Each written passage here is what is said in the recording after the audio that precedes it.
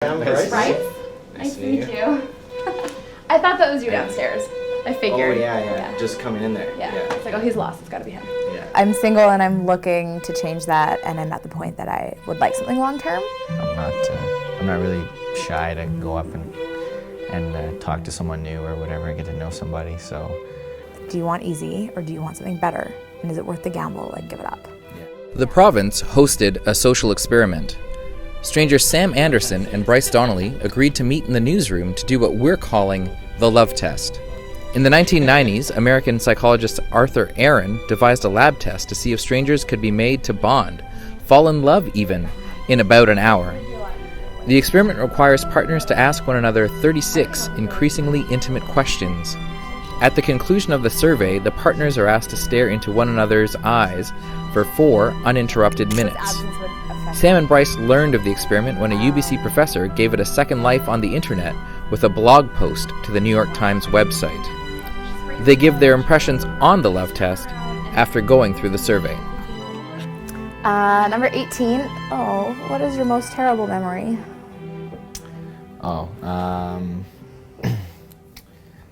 yeah, I guess, I don't know, maybe because this is in the last couple of years, but I remember when my mom got a phone call from my grandma who was in a hospice, and my mom got the phone call that she had we all kind of knew it was coming and everything, but yeah, she got a phone call, and yeah, I'd kind of never really seen my mom like that, and it's kind of, I guess it's just kind of hard when you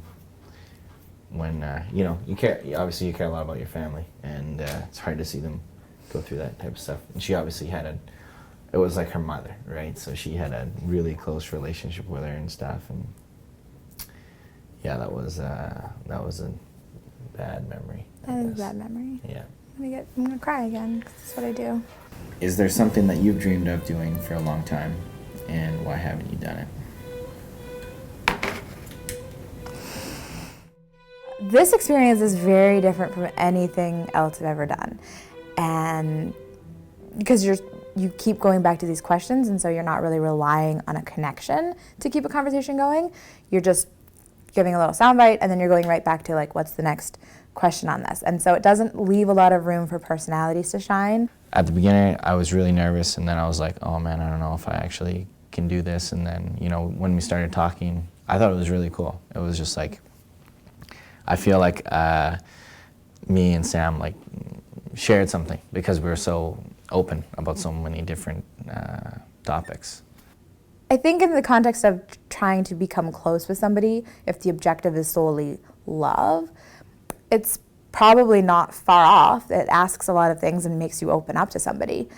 But if the objective is a sustainable relationship, no, it's not effective, because there are other parameters that are really, really important. I could go through that entire questionnaire with somebody and then find out that they smoke and the whole thing's off.